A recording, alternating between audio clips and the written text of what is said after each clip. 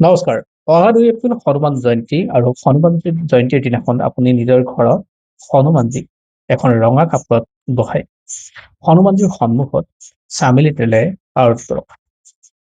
হনুমানজীৰ সন্মুখত ভোগ দিব নাৰিকল, তেওঁ ভাল পোৱা বুন্দিয়া লাডু, লগতে জেলেপি দিব, মিঠা পনা আগবঢ়াব।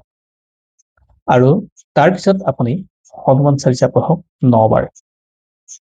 আৰু শেষত ১০৮ বাৰ ওম হং হনুমতে নমঃ, ওম হং হনুমতে নমঃ এই মন্ত্ৰষাৰ আপুনি ১০৮ বাৰ পাঠ কৰক।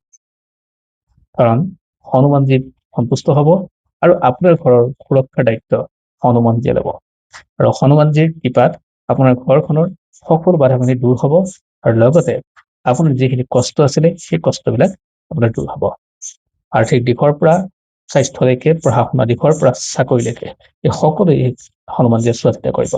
ডেফিনেটলি ২ এপ্ৰিল আপোনাৰ কাৰণে গুৰুত্বপূৰ্ণ হ'ব আৰু আপোনাৰ ঘৰখনৰ কাৰণে।